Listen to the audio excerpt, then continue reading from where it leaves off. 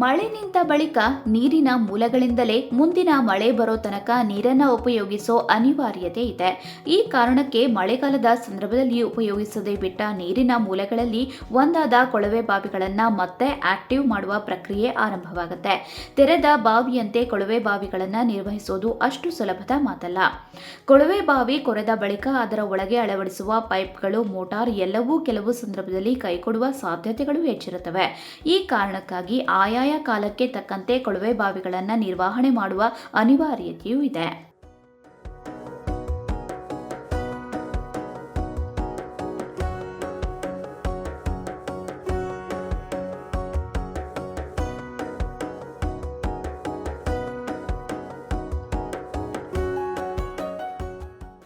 ಕೊಳವೆ ಬಾವಿಗಳನ್ನು ನಿರ್ವಹಣೆ ಮಾಡಲೆಂದೇ ವಿಶೇಷ ತಂಡವೂ ಇದೆ.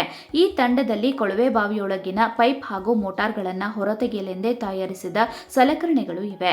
ಸಣ್ಣ ಮಟ್ಟಿನ ಕ್ರೇನ್ ರೂಪದ ಮೆಷಿನ್ ವಾಹನದಲ್ಲಿ ಈ ಮಿಷಿನ್ ಅನ್ನು ಸರಿಯಾಗಿ ಜೋಡಿಸಲೆಂದು ವಾಹನದ ಆಕಾರದಲ್ಲೂ ಕೊಂಚ ಬದಲಾವಣೆಗಳನ್ನು ಮಾಡಿಕೊಳ್ಳಲಾಗುತ್ತದೆ.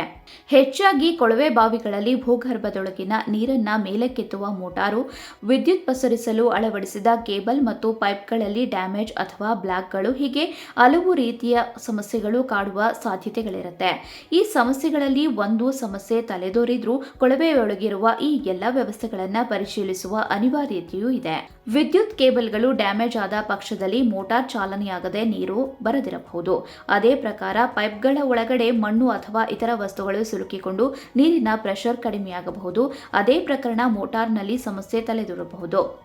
ಈ ಎಲ್ಲ ಸಮಸ್ಯೆಗಳನ್ನು ಪರಿಶೀಲಿಸುವ ಮೊದಲು ಕೊಳವೆ ಬಾವಿಯೊಳಗಿಂದ ಮೋಟಾರು, ಪೈಪ್ಗಳನ್ನು ಮೇಲಕ್ಕೆತ್ತಲಾಗುತ್ತೆ. ಆ ಬಳಿಕ ಎಲ್ಲವನ್ನ ಸೂಕ್ತ ಪರಿಶೀಲನೆಯನ್ನು ನಡೆಸಿದ ಬಳಿಕ ಯಾವುದಾದರೂ ದೋಷ ಕಂಡುಬಂದಲ್ಲಿ ಅದನ್ನು ಸರಿಪಡಿಸುವ ಕೆಲಸವನ್ನ ಕೊಳವೆ ಬಾವಿ ನಿರ್ವಹಣೆಯ ತಂಡ ಮಾಡುತ್ತವೆ.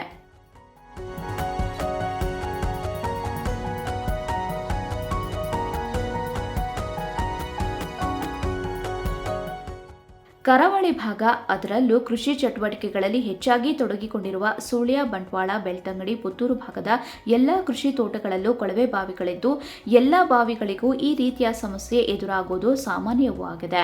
ಸಣ್ಣ ವಾಹನದಲ್ಲೇ ಕೊಳವೆ ಬಾವಿ ನಿರ್ವಹಣೆಗೆ ಬೇಕಾದ ವ್ಯವಸ್ಥೆಗಳನ್ನು ಮಾಡಿಕೊಂಡ ಹಲವು ವಾಹನಗಳು ಪುತ್ತೂರು ಹಾಗೂ ಸುತ್ತಮುತ್ತಲಿನ ತಾಲೂಕುಗಳಲ್ಲಿದ್ದು ದಿನಕ್ಕೆ ಒಂದಲ್ಲ ಒಂದು ಕೊಳವೆ ಬಾವಿಗಳ ನಿರ್ವಹಣೆ ಈ ಎಲ್ಲ ವಾಹನಗಳಿಗೆ ದೊರಕುತ್ತದೆ. ಕೇವಲ ಕೃಷಿ ಜಮೀನಿನಲ್ಲಿರುವ ಕೊಳವೆ ಬಾವಿಗಳು ಮಾತ್ರವಲ್ಲದೆ ಸರ್ಕಾರಿ ನೀರಿನ ವ್ಯವಸ್ಥೆ ಮಾಡುವ ಕೊಳವೆ ಬಾವಿಗಳ ನಿರ್ವಹಣೆಯನ್ನ ಇದೇ ತಂಡಗಳು ಮಾಡುತ್ತವೆ.